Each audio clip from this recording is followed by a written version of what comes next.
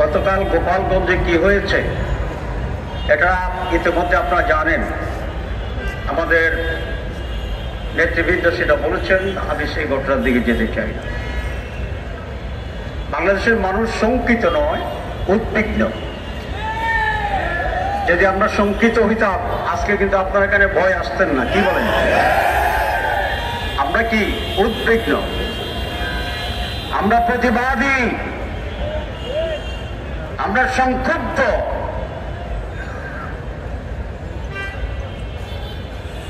5 আগস্টের পরে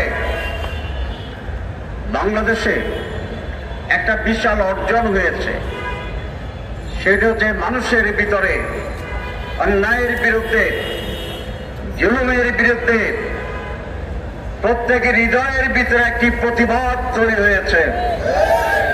যখন এই সময় হয় তখন এই প্রতিবাদী চেতনা রাজপথকে উত্তেজিত করে, রাজপথকে প্রতিবাদে মুখরিত করে। আমরা দেখেছি এক শান্ত পরিবেশ ছিল, হঠাৎ করে একটি বক্তব্য ভারতের মাটিতে কোন এক ব্যক্তি সকল মানুষকে 32 নম্বরের দিকে ধাবিত করেছিল। আজকে হঠাৎ যে উত্তেজনা গত 3-4 দিন ধরে হঠাৎ দেশ গরম হয়ে গেছে, ঠিক কিনা? এটা শুরু হয়েছে মিটফোর্ড হাসপাতাল থেকে। তার ফ্রন্ট থেকে মানুষ যখন দেখেছে একজন নিরীহ মানুষকে প্রকাশ্যে পাথর দিয়ে মেরে মেরে উলঙ্গ অবস্থায় সেখানে তাকে হত্যা করেছে নির্মমভাবে, মানুষ সেই বিবেচনা আসেনি তিনি কোন দল করেন। মানুষের বিবেচনা আসেনি যারা মেরেছে তারা কোন দল করে। মানুষ সেই হৃদয় বিদারক অসহনীয় অস্বাভাবিক মৃত্যুর এই ঘটনাকে তার হৃদয়ের রক্তক্ষরণের কারণে আবার সেই 1 আগস্ট থেকে শুরু করে 5 আগস্টে, সেই 26 জুলাই, সেই 14 জুলাইতে ঢাকা বিশ্ববিদ্যালয়ের নারীদের হোটেল হোস্টেলে যে স্বাভাবিক উদ্বেলিত ঢেউ প্রতিবাদ ঝড় সাইক্লোন তৈরি হয়েছিল, মেয়েরা রাজপথে নেমে এসেছিল। আবার বাংলার মানুষেরা, রিক্সাওয়ালা, শ্রমিক, ছাত্র, আলেম ওলামা সেদিন বিক্ষোভের ঘটনায় রাজপথে নেমে এসেছিল। সেখানে কোন দল কি পরিচয় এইটি মানুষ বিবেচনা করেনি। এটাই আমাদের শক্তি, এই জাতির শক্তি। যারা ভাবে মানুষ আবার দ্বিতীয়ভুক্ত হয়ে গেছে, যারা ভাবে সেই 5 আগস্টের চেতনা করে মাঠে দেখা যায় না, তারা এই ভুল বুঝছে, এই ভুল ধারণা করছে যে মানুষের হৃদয়ে ব্যক্তিতে যে আগুন জ্বলছে, প্রয়োজনে সে আগুনে রাস্তায় নেমে এসে অন্যায়কে সেদিন তারা আবার জ্বালিয়ে পুড়িয়ে ভস্মীভূত করে মানুষের অধিকারকে প্রতিষ্ঠা করবে।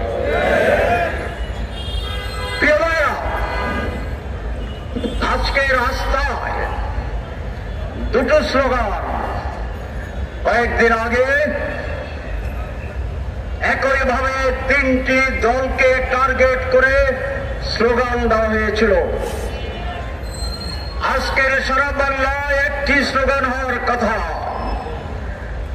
সেইটি ফ্যাসিবাদ, পুঁজিবাদ, স্বৈরতন্ত্র এবং পরাজিত নিষিদ্ধ ঘোষিত গতকালের হামলাকারীদেরকে গ্রেপ্তার এবং শাস্তি দেওয়ার দাবি।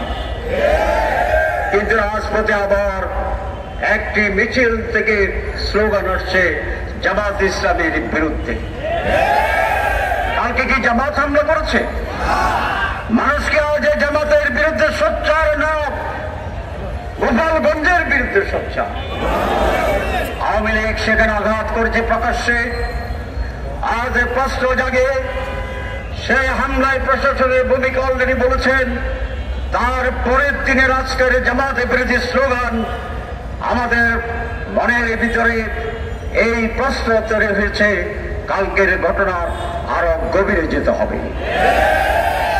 কালকের ঘটনার উৎস শুধুমাত্র কচুভয়ের ছাত্র সশস্ত্র গোষ্ঠী একটা হামলা চালিয়েছে তাৎক্ষণিকভাবে হালকাভাবে, এটা ভাবার কোনো কারণ নাই। আর তারা এটা জানে যে গতকালকেই কিয়ামত হয়ে যাবে না।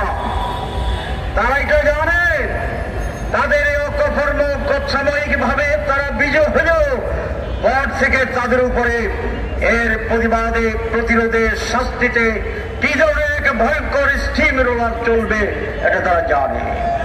তাহলে ইমোশনের ভিত্তিতে একটি প্রতিবাদ করার জন্য এই প্রতিবাদে সংগঠিত হয়েছে, আমরা এটা মনে করি না। তার লেজের গভীরতা খুঁজে বের করার জন্য আমি সরকারকে আহ্বান জানাচ্ছি, কিন্তু সরকারকে আহ্বান জানানোর সাথে আমাদের হৃদয়ে একটি দুর্বলতা কাজ করে। কোন সরকারকে আমরা আহ্বান জানাচ্ছি? যে সরকার এই ছাত্রদের রক্তের উপর দাঁড়িয়ে গঠিত হয়েছে, যেই সরকার আগস্টের শহীদদের সেই দেহের পাঠাতনের উপরে দাঁড়িয়ে আছে, যেই সরকার 15 বছরের মানুষের নির্যাতন, নিষ্পেষণ, বঞ্চনা, হত্যা, জীবন ত্যাগের শাহাদাত এবং ঘরে ঘরে মানুষের যে দুঃশাসন ছিল সেটি হজম করার শক্ত মানুষগুলোর ত্যাগের সেই ভূমিতে তারা দাঁড়িয়েছে, কিন্তু তারা অত্যন্ত দুর্বল মনে হয়েছে। আমার তিনটা জিনিস মনে হয়েছে, এই সরকার খুব দুর্বল। 2, এই সরকার সিদ্ধান্ত নিতে পারে না। 3, এই সরকারের সাথে আরো কারো যোগ সংযোগে থাকতে পারে। যদি সরকার এটি না করে তাহলে একটি তদন্ত কমিশন তৈরি করার জন্য আমি আহ্বান জানাচ্ছি। আমাদের স্বরাষ্ট্রমন্ত্রী এই ঘটনার পরে আমিরে জামাত গোপালগঞ্জে যোগাযোগ করেছে। ছেলেরা যেখানে আটকে ছিল এসপি রুমে, আমি সে অবস্থায় তাদের সাথে যোগাযোগ করেছি। আমরা আরো উপরে কথা বলেছি। স্বরাষ্ট্রমন্ত্রীর সাথে কথা মনে হইল উনি মিস্টার অসহায়। উনি কি মিস্টার অসহায়? উনি বলছেন প্রশাসনের দুর্বলতা থাকলে উনি ছাড়বেন না। 1 নম্বর দুর্বলতা আপনার ভিতরে। গোপালগঞ্জের এসপিকে শুনেছি আমি সাসপেন্ড করেছে, এসপিকে প্রত্যাহার করছে মাত্র। আমি প্রধান উপদেশকে পরিষ্কার দাবি জানাই, এই স্বরাষ্ট্র মন্ত্রীকে অবিলম্বে প্রত্যাহার করতে হবে। উনি জায়গাকে পারেন না। এই ছেলেগুলো আমাদের জাতীয় বীর, তারা যেভাবে আটকা পড়েছিল, যদি আগুন লাগিয়ে দিত বাইর থেকে, এখন আমরা সকলের কয়লা পেতাম, দেহকে কয়লা বানিয়ে দিত। আমরা দোয়া করতেছিলাম, যোগাযোগ করতেছিলাম, পেরেশানি ছিলাম। আল্লাহ তাদেরকে রক্ষা করেছে। আমরা নানা উদ্যোগ নিয়েছি, সবগুলো এখানে বলতে চাই না। আলহামদুলিল্লাহ, আল্লাহ তাদের জীবন রেখেছেন, তারা সরে আসতে পারত। যদি আগুনে কঙ্কাল হয়ে যেত, আজ সারা বাংলাদেশের অবস্থা কি হতো এটা কি আপনারা ধারণা করতে পারেন না? দেশকে সেদিকে নিয়ে যাওয়ার ষড়যন্ত্র ছিল। জাতি, এদেশে মানুষ যে শক্তি এবং সাহস দেখিয়েছে, ষড়যন্ত্রকারীরা কোনোভাবেই সফল হবে না ইনশাআল্লাহ। আমরা মোটেই উদ্বিগ্ন নই, ভীত নই সেইভাবে। বাংলার মানুষ আবার জেগে উঠবে। সুতরাং ষড়যন্ত্র সবকিছু মোকাবেলা করে ইনশাআল্লাহ বাংলাদেশ টিকে থাকবে, বাংলাদেশ সুশাসনের দিকে যাবে। যারা ষড়যন্ত্র করেন, যারা ভিন্ন ভিন্ন পানি গোড়াট করতে চান, এদেশের মানুষ আগের চেয়ে সচেতন, ঠিক কিনা? মুহূর্তেই খবর হয়ে যায়, তাই পরাজিত হবে, সত্য বিজয়ী হবে, বাংলাদেশ টিকবে, বাংলাদেশে বিজয়ী হবে। সবাইকে